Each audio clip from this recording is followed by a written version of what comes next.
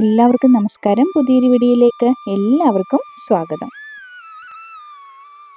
പരിപ്പ് കറി റെഡിയാക്കാമെന്ന് വിചാരിച്ചു. ഈസി ആയിട്ട് പെട്ടെന്ന് നമുക്ക് റെഡിയാക്കാൻ പറ്റുന്നതാണ്.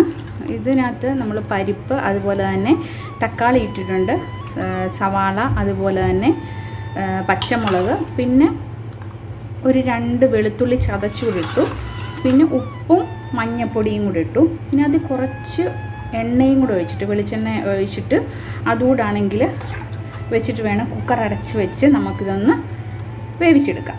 എണ്ണ ഒഴിക്കുന്നത് എന്തിനാണെന്ന് വെച്ച് കഴിഞ്ഞാൽ ഇത് തിളച്ച് ഇങ്ങനെ നമ്മൾ വിസിലടിക്കുമ്പോൾ ആണെങ്കിൽ അതിനകത്തുനിന്ന് വെള്ളമൊന്നും തെറിച്ച് പോകാതിരിക്കും. അപ്പം അങ്ങനെ നമുക്ക് എണ്ണയും കൂടെ ഒഴിച്ച് നമുക്കിത് വേവിച്ചെടുക്കാം.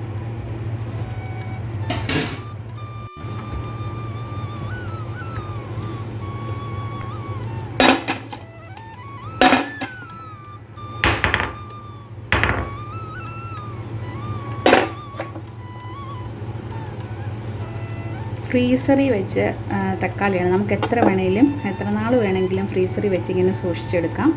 അപ്പോൾ പിന്നെ നമുക്ക് സലാഡിനൊന്നും ഇത് ഉപയോഗിക്കാൻ പറ്റത്തില്ല, പക്ഷേ നമുക്ക് കറികൾക്കൊക്കെ ആണെങ്കിൽ ഉപയോഗിക്കാൻ പറ്റും. ഒരുപാട് നാൾ ഇത് കേടുകൂടാതെ ഫ്രീസറിൽ വെച്ച് നമ്മൾ സൂക്ഷിച്ചു കഴിഞ്ഞാൽ ഇത് നമുക്ക് ഇങ്ങനെ ഉപകാരപ്പെടും. ചിരട്ടത്തവി വേണമെന്നുള്ളൊരു ആഗ്രഹം പറഞ്ഞപ്പോൾ എൻ്റെ കെട്ടിയവൻ എനിക്ക് ഒരു ചിരട്ട കൊണ്ട് റെഡിയാക്കി തന്നൊരു തവിയാണ്. കണ്ടു കഴിഞ്ഞപ്പം എനിക്ക് സന്തോഷം തോന്നി. ഒരുപാട് ഉപകാരപ്പെടത്തില്ലെങ്കിലും ഒരുപാട് പെർഫെക്ഷൻ ആയില്ലെങ്കിലും പറഞ്ഞപ്പം അത് നമുക്ക് ഒന്ന് സാധിച്ചു തന്നില്ലേ.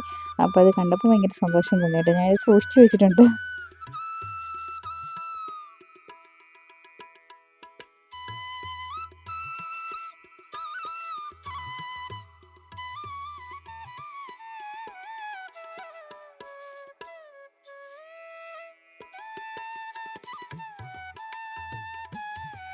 ഇന്നത്തെ ഉച്ചയൂണിൻ്റെ വിശേഷങ്ങളാണ്. ഉച്ചയൂണിന് നമ്മൾ പരിപ്പ് കറി റെഡിയാക്കിയിട്ടുണ്ടായിരുന്നു. പരിപ്പ് കറി എങ്ങനെയാണ് റെഡിയാക്കേണ്ടത് എന്നുള്ള ഈസി ആയിട്ടുള്ളത് ഓൾറെഡി ഞാൻ കാണിച്ചിട്ടുണ്ടല്ലോ. അപ്പോൾ നമുക്ക് തേങ്ങ അരച്ചൊക്കെ ആണെങ്കിലും വേണമെങ്കിൽ റെഡിയാക്കി എടുക്കാം. അപ്പോൾ തേങ്ങ അരച്ച് റെഡിയാക്കിയില്ലെങ്കിലും നല്ല ടേസ്റ്റിയാണ്. ടേസ്റ്റിന് ഒട്ടും കുറവില്ലാത്ത ഈസി ആയിട്ട് നമുക്ക് റെഡിയാക്കാൻ പറ്റുന്നതാണ്. അതുപോലെ തന്നെ മോരുകറിയൊക്കെ റെഡിയാക്കിയിട്ടുണ്ടായിരുന്നു. മോരുകറി ആണെങ്കിലും പെട്ടെന്ന് തന്നെ നമുക്ക് റെഡിയാക്കി എടുക്കാൻ പറ്റുന്ന ഒരു വീഡിയോ ഞാൻ അപ്ലോഡ് ചെയ്തിട്ടുണ്ടായിരുന്നു. അപ്പം കാണാത്തവരൊക്കെ ആണെങ്കിൽ നിങ്ങളൊന്ന് കണ്ട് സപ്പോർട്ട് ചെയ്യണേ. അപ്പോൾ ഇതൊക്കെ ആണെങ്കിൽ ഇന്ന് അത് കഴിഞ്ഞിട്ട് ഞങ്ങൾ ഫുഡ് കഴിച്ചതെന്ന് വെച്ച് കഴിഞ്ഞാൽ ഒരു പ്ലേറ്റിൽ എല്ലാവരും കൂടി ഒരുമിച്ചിരുന്ന് കഴിക്കാമെന്ന് വിചാരിച്ചു. കാരണം നമുക്ക് പിന്നീടുള്ള ഞാൻ നേരത്തെയും ചില വീഡിയോകളിലൊക്കെ പറഞ്ഞിട്ടുണ്ട്. കാരണം പണ്ട് നമ്മുടെ കുട്ടിക്കാലത്തെ അല്ലെങ്കിൽ നമ്മളുടെ പഴയ ഓർമ്മകൾ, നമ്മൾ ഫാമിലി ആയിട്ടിരിക്കുന്ന ഓർമ്മകളൊക്കെ ഒരുപാടുണ്ട്.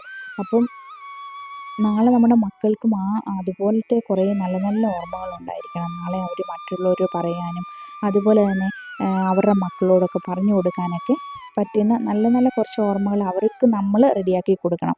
അപ്പം നമുക്ക് പറ്റുന്ന രീതിയിലൊക്കെ എല്ലാ കാര്യങ്ങളും ചെയ്തു കൊടുക്കാൻ ഞാൻ മാക്സിമം ശ്രമിക്കാറുണ്ട്. അപ്പം ഞങ്ങളെല്ലാവരും കൂടെ ഇരുന്നിട്ടാണ് ഒരു പ്ലേറ്റിൽ നിന്ന് കഴിക്കാമെന്ന് വിചാരിച്ചു. ബീറ്റ്റൂട്ട് തോരൻ റെഡിയാക്കിയിട്ടുണ്ടായിരുന്നു, അതുപോലെ മുട്ട പൊരിച്ചതും, പിന്നെ മോരുകറിയും പരിപ്പ് കറിയും ഉണ്ടായിരുന്നു. അപ്പോൾ ഒരു പ്ലേറ്റിൽ നിന്ന് കഴിച്ച് മക്കൾക്കും അത് ഭയങ്കര സന്തോഷമായി. ഇടയ്ക്കിടയ്ക്ക് ഇങ്ങനെ വെറൈറ്റി ആയിട്ട് എല്ലാവരും കൂടെ ഒരുമിച്ചിരുന്ന് ചിലപ്പം പൊതിച്ചോറ് അങ്ങനെയൊക്കെ റെഡിയാക്കി കൊടുക്കാൻ ശ്രമിക്കാറുണ്ട്. പറ്റുന്ന അനുസരിച്ചൊക്കെ ചെയ്തു കൊടുക്കാറുണ്ട്. വീഡിയോ കണ്ട് സപ്പോർട്ട് ചെയ്യുന്ന എല്ലാവർക്കും ഒത്തിരി താങ്ക്സ്. വീണ്ടും നിങ്ങളുടെ സപ്പോർട്ടുകൾ ഉണ്ടാകണം. താങ്ക്